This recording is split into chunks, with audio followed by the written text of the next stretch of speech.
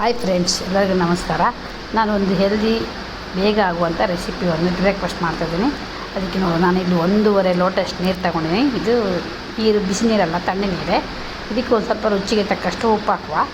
ಉಪ್ಪು ಹಾಕಿ ಚೆಂದ ಮಾಡಿ ಅದನ್ನು ಸ್ವಲ್ಪ ಮಿಕ್ಸ್ ಮಾಡ್ಕೊಳ್ಳುವ.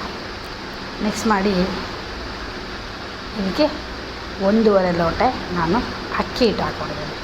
ಅಕ್ಕಿ ಹಿಟ್ಟು ಹಾಕ್ಕೊಂಡು ಇದನ್ನು ಅಕ್ಕಿಯಲ್ಲಿ ಹಿಟ್ಟನ್ನು ಈ ನೀರನ್ನು ಹಾಕಿ ಚೆಂದ ಮಾಡಿ ಮಿಕ್ಸ್ ಮಾಡ್ಕೊಳ್ಳುವ. ಸ್ವಲ್ಪ ನೀರು ಬೇಕಿದ್ರೆ ಸ್ವಲ್ಪ ಹಾಕ್ಕೊಳ್ಳಿ. ಅದು ನೀರು ಸಾಕಾಗ್ಬೋದು. ನಾವು ರೊಟ್ಟಿ ಮಾಡಲಿಕ್ಕೆ ಮತ್ತು ಚಪಾತಿ ಮಾಡಲಿಕ್ಕೆ ಯಾವ ಅದಕ್ಕೆ ಮಿಕ್ಸ್ ಮಾಡ್ತೀವಿ ಹಾಗೆ ಮಿಕ್ಸ್ ಮಾಡ್ಕೊಳ್ಳುವ. ನೋಡಿ, ಈ ಥರ ಮಿಕ್ಸ್ ಮಾಡ್ಕೊಂಡಿದ್ದೀವಿ. ಹೀಗೆ ಒಳ್ಳೆ ಮಾಡಿ ಮಿಕ್ಸ್ ಮಾಡಿ ಇದನ್ನು ನಾವು ಚಿಕ್ಕ ಉಂಡೆಯನ್ನಾಗಿ ಮಾಡುವ. ಚಿಕ್ಕ ಉಂಡೆ ನೋಡಿ, ಈ ಥರ ಚಿಕ್ಕ ಉಂಡೆ ಮಾಡಿಕೊಂಡು ಇಡ್ಲಿ ಪಾತ್ರೆಲಿಟ್ಟು ಬೇಯಿಸುವ. ಸ್ವಲ್ಪ ಕೈಗೆ ಎಣ್ಣೆ ತಗಲಿಸಿದರೆ ಅದು ಒಂದಕ್ಕೊಂದು ಅಂಟುವುದಿಲ್ಲ.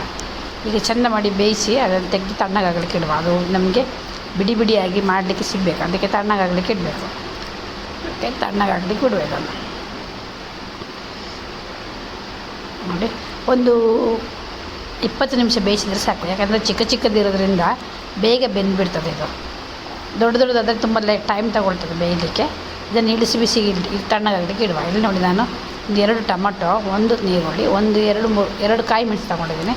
ಸ್ವಲ್ಪ ಕೊತ್ತಂಬರಿ ಸೊಪ್ಪು, ಸ್ವಲ್ಪ ಕರಿಬೇವಿನ ಸೊಪ್ಪು ಎಲ್ಲ ತಗೊಂಡು ಒಂದು ಟೇಸ್ಟಿಯಾಗಿರೋ ತಿಂಡಿ ಅಂದರೆ ಮಕ್ಕಳು ತುಂಬ ಇಷ್ಟಪಡ್ತಾರೆ.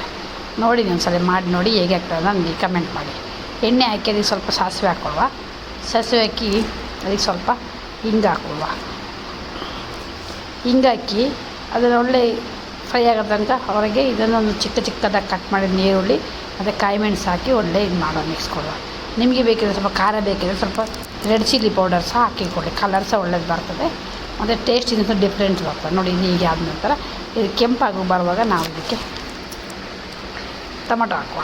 ಇದು ಕೆಂಪಾಗಬೇಕು. ಟೊಮಟೊ ಮತ್ತು ಕರಿಬೇವಿನ ಸೊಪ್ಪು ಮತ್ತು ಕೊತ್ತಂಬರಿ ಸೊಪ್ಪು ಎಲ್ಲ ಇದಕ್ಕೆ ಕಟ್ ಮಾಡಿ ಹಾಕ್ಕೊಂಡು ಒಳ್ಳೆ ಇದು ಟೊಮಟೊ ಮ್ಯಾಶ್ ಆಗಿ ನಮಗೆ ಗ್ರೇವಿ ಥರ ಸಿಗಬೇಕಿದೆ. ಇದಕ್ಕೆ ಸ್ವಲ್ಪ ಹಳದಿ ಪೌಡ್ರ್ ಹಾಕಿ ಮಿಕ್ಸ್ ಮಾಡ್ಕೊಂಡು ಬರುವ. ಸ್ವಲ್ಪ ರುಚಿಗೆ ತಕ್ಕಷ್ಟು ಉಪ್ಪು, ಸ್ವಲ್ಪ ಹಳದಿ ಹಾಕಿ ಮಿಕ್ಸ್ ಮಾಡುವ. ಆಗ ಉಪ್ಪು ಹಾಕುವಾಗ ಅದು ಮ್ಯಾಶ್ ಆಗಿ ನಮಗೆ ಸಾಫ್ಟಾಗಿ ಸಿಗ್ತದೆ. ಸ್ವಲ್ಪ ನೀರು ಹಾಕಿದ ನಂತರ ಇದಕ್ಕೆ ಒಂಚೂರು ಸ್ವಲ್ಪ ಹಳದಿ ಪೌಡ್ರ್ ಹಾಕುವ. ನಿಮಗೆ ತುಂಬ ಗ್ರೇವಿ ಬೇಕಿದ್ರೆ ಸ್ವಲ್ಪ ನೀರು ಜಾಸ್ತಿ ಹಾಕ್ಕೊಳ್ಳಿ. ಇಲ್ಲ ಸ್ವಲ್ಪ ಗ್ರೇವಿ ಆದರೆ ಸ್ವಲ್ಪ ಸಾಕು. ನಾವು 1 ಲೋಟ ನೀರು ಹಾಕ್ಕೊಂಡು ಇದು ಸಾಕು ಅಂತೇಳಿ. ಇದಕ್ಕೊಂದು ನಾವು ಈಗ ಕುದೀಲಿಕ್ಕೆ ಬರ್ತಾ ಇರುವಾಗ, ಅದು ಒಳ್ಳೆ ಕುದಿ ಬರುವಾಗ ನಾವು ಇದಕ್ಕೆ 1 ಸ್ಪೂನ್ ಸಕ್ಕರೆ ಹಾಕುವ. ಸಕ್ಕರೆ ಆಪ್ಷನಲ್ಲು. ಸಕ್ಕರೆ ಬೇಕಿದ್ರೆ ಸಕ್ಕರೆ ಹಾಕ್ಕೊಳ್ಳಿ, ಇಲ್ಲದ್ರೆ ಬೆಲ್ಲ ಹಾಕಿದರೂ ನಡೀತದೆ. ನೋಡಿ, ಇದನ್ನೆಲ್ಲ ನಾನು ಪುಂಡಿಯನ್ನು ಚಿಕ್ಕದಾಗಿತ್ತಲ್ಲ ಅದೆಲ್ಲ ಬಿಡಿಸಿ ಬೇರೆ ಮಾಡಿ ಇಟ್ಕೊಂಡಿದ್ದೀನಿ.